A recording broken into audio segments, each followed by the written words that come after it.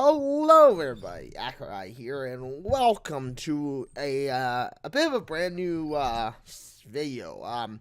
This is kind of a Let's Talk Accureye Let's Talk video, and it's also kind of a Accureye tutorial series. I'm not sure if I'm going to flip this into a tutorial series or just a Let's Talk, but I thought we'd talk about the startup for Frostpunk. And for those of you who are playing Frostpunk, so of course, welcome to Frostpunk, and a little bit of a Let's Talk video / maybe tutorial for starting up in of course Frostpunk. Now this might be a bit of a short video, it might not be, it may be the normal length that's always been, but we'll see. Obviously, when you start up in Frostpunk, you're going to start off with nothing, and you're going to see that you have a hope bar and a discontent bar. Obviously, discontent means that people in the city are unhappy, people are going to riot or do whatever they can to try and, get you to hopefully give them satisfaction of, what to do. Now, obviously, this is a kind of a brand new game to me, so I really don't have that much experience in the game. I do have a little bit of experience in the game because I did take a few runs to just test it out and see what it's like. And one thing I noticed from the get-go is that you want to gather as much coal as you can. You want to gather as much wood as you can, and you want to try to gather as much metal as you can. I think these are the first few important tasks to do when it comes to getting started. I paused it, as you can see here, just to show you the startup game. And one of the other things you want to make is housing. You want to make sure that all 80 people that are in your city are housed and ready to go. That's pretty much the first few things you want to make sure you want to do, because when it comes to the very beginning, you're going to be at negative 20 degrees Celsius. I know I'm not using Fahrenheit, so some of you may be kind of confused and going like, Celsius? Why are you using Celsius? And why don't you use Fahrenheit if, you live in America where it's basically Fahrenheit? And personally, it's just because I like using Celsius. It makes it a little easier to understand than trying to go like, oh, it's 32 degrees Fahrenheit. And maybe some of you international viewers are kind of like, I don't understand Fahrenheit. But, So I find that even in games like this, if it offers a Celsius bar, I'm going to use Celsius because many of you around the world are probably used to using Celsius over Fahrenheit. But yeah, with that being said, as many of you can see here, I'm starting to build my houses, which is what you want to do is start by building all the houses to help your community get housing. After that, you want to gather up wood, coal, and be prepared for, I believe, day number 3, where you're going to end up getting the first downpour of frost. And, the first downpour of frost is where you really are going to be struggling.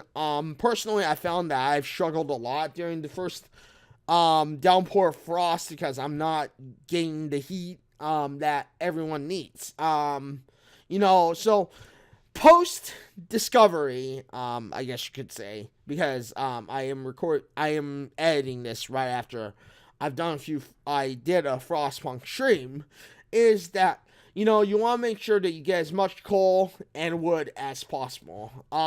Metal also, because you'll want to rescue your survivors as soon as you can. But yeah, once you've of course, built up your houses, I would recommend getting the workshop up and running while you are of course gathering up all the coal and wood to complete the first objective.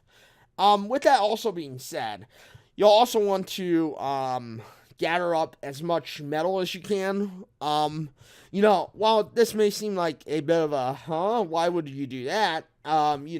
Obviously one mistake I've made, and I've noticed I make, is the fact that, I build a hospital too quickly sometimes. I mean, while building a hospital is not bad, it's not a so-called immediate thing. You will find that some people will complain you will find that some people do get sick just over the hospital. Now, what about the laws? Because you probably have noticed that there's a little law symbol down below on the right-hand side. And as far as laws go, you'll probably want to first start off with a emergency shift law. The emergency shift law, while it does raise discontent, it does allow you to have overwork going on. It does allow you to gather up more materials and stuff. And honestly, I think it's better to take the discontent at first because, as long as you can balance it out with a little bit of hope later on, it shouldn't be too difficult. In fact, post, of course, this Frostpunk stream that I recently did, I did find out that it's probably better in the first few days to overwork your villagers or your citizens, just so that you can be sure that when the frost first comes in and when you first get hit by the frost and stuff, you can, you could basically, you basically are able to, gather up all the materials that you need to survive the first 2 days of the cold weather. Obviously you're going to probably have to also turn on the overworking function for the generator. But, with that being said, that's pretty much what you gotta do, at least at the start. And you're seeing here how I'm building the workshop. That's the first thing I would do, is build the workshop. After that, build a steam hub, and I would say I would also say build the emergency or the heaters, or build the beacon after that. Or should I say research the beacon after that, because you want to research the steam hub as soon as you can. Mostly this is for the factor of being able to, survive. But, that's pretty much how you get started. With that being said, thank you everybody for joining me today on this video. Thank you for being here. Thank you for watching this video. If you did like this video, you know what to do. Hit the like button, get subscribed, hit the bell notification, because I know you want to know when my next video drops next. Thank you everybody for joining me today on this video. Thank you for being here. Thank you for stopping by. Thank you for hanging out.